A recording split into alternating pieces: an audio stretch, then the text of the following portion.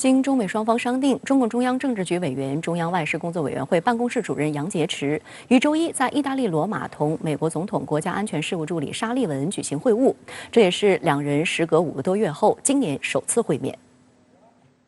外交部发言人赵立坚表示，这次会晤的重点是落实去年11月中美两国元首视频会晤达成的重要共识。双方从去年底开始联系此事，一直就会晤保持沟通，并根据双方日程确定了会晤时间。双方将就中美关系以及共同关心的国际和地区问题交换意见。尤其是在当下，我们知道这个地缘政治事件正在突发的这种情况之下，中美两国更有必要坐下来去就一系列的相关的问题来进行进一步的沟通。所以说，我觉得这一次会晤应该说既是过去这个一段时间以来两国高层交往机制的一种延续，同时也是对新晋中美关系的发展以及全球事态发展的一种回应。去年11月16号，国家主席习近平同美国总统拜登举行视频会晤，双方就事关中美关系发展的战略性、全局性、根本性问题以及共同关心的重要问题进行了充分深入的沟通和交流。两国元首都认为，此次会晤是坦率、建设性、实质性和富有成效的，有利于增进双方相互了解，增加国际社会对中美关系的正面预期，向中美两国和世界发出了强有力信号。双方同意继续通过各种方式保持密切联系，推动中美关系重回健康稳定发展的正确轨道，造福中美两国人民和世界各国人民。那么我们看到去年11月份两国元首的视频会晤，应该说是为新时期或者是新阶段中美关系定了一个很好的基调。这个基调就是两国可以就一系列重要的战略性、全局性、根本性问题，以及两国所关心的共同话题来进行深入的、坦诚的交往。所以说，这一次的交往实际上就是沿着如何进一步的落实两国元首11月份视频会晤所达成的共识这条路走下去的。杨洁篪与沙利文的此次会晤，是继去年10月6号在瑞士苏黎世会晤后，今年首次会面。苏黎世和罗马位于中美两国的中间点，客机航程均为约9小时。中国外交部在两人苏黎世会晤后发布消息称，会晤是建设性的，有益于增进相互了解。当时，杨洁篪指出，中美能否处理好彼此关系，事关两国和两国人民根本利益，攸关世界前途命运。美方应深刻认识两国关系互利共赢的本质，正确认识中方内外政策和战略意图。外界注意到，就在罗马会晤前夕，沙利文在白宫记者会上放话称，如果中国帮助俄方抵消西方制裁，那么美国将会让中国承担后果。对此，在外交部周一例行记者会上，发言人赵立坚回应称，中方在乌克兰问题上的立场是一贯的、明确的，始终本着客观公正的态度，根据事情本身的是非曲直，独立自主地作出判断，表明主张。在乌克兰问题上，任何抹杀中方努力、歪曲中方意图、造谣抹黑中国的虚假信息，目的都是转嫁矛盾、挑动对抗、借机渔利，这既不负责，也不道德。赵立坚再次强调，制裁从来不是解决问题的有效途径。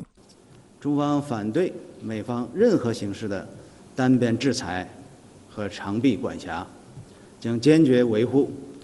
中国企业和个人的合法权益。今年恰逢尼克松总统对中国进行破冰之旅50周年，然而50年间风云变幻，国际形势发生重大变化。尤其是近年来，随着中国综合国力和国际影响力的全方位增强，美国也已将中国视为首要战略竞争对手，中美关系跌入50年来的最低点。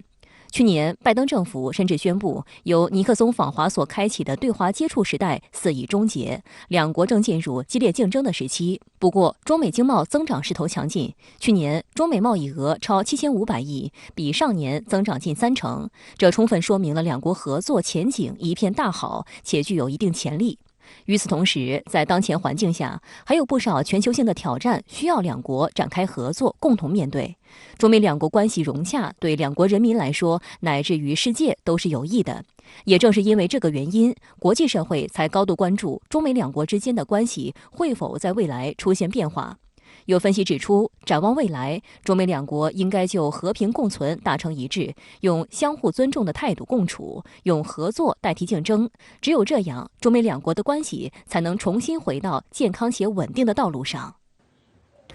相关话题来连线推评论员管瑶，管先生您好。杨洁篪与沙利文周一在罗马会晤，那么对于这一次中美高层面对面会晤，您有什么样的特别观察？好的，主持人。那么这是一次呢在重要时点进行的特别的会晤。那么中美同时在周日已经进行了官宣。那么这也是自拜登执政团队去年初入主白宫以来杨洁篪和沙利文在短短1年内进行的第3度的线下会晤。那么照例间他的问答呢，主要包括2点核心信息。其一，会晤准备已久，去年底呢就开始联系了，历时3个月。那么足见中美双方都很重视，也都相当投入。那么其二是谈什么呢？照例间说要就中美关系以及共同关心的国际和地区问题交换意见，也就是说呢，要谈双边、地区、多边各层面的议题。那么这实际上也诠释了全世界最重要双边关系它的丰富内涵和面向。那么至于说中方的核心关切，那么尤其联系近来美方一再玩火操弄台海议题，包括加大对台军售力度、美舰频频穿越台海、推高对台交往的频次与等级等等。那么相信中方会再度坚定重申立场。之前呢，杨洁篪在与布林肯首次通话时呢，就已经强调台湾问题是中美关系最重要、最敏感的核心问题，事关中国的主权和领土完整。那么今天杨洁篪一定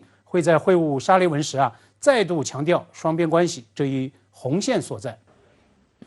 美方声明似乎更具体，声称会晤将重点商讨俄乌战事对地区及全球安全的影响。您对此是如何看呢？沙利文周日在美国多个电视新闻节目中喊话，威胁中方如果帮助俄方规避经济制裁，将面临后果。这一姿态又意味着什么呢？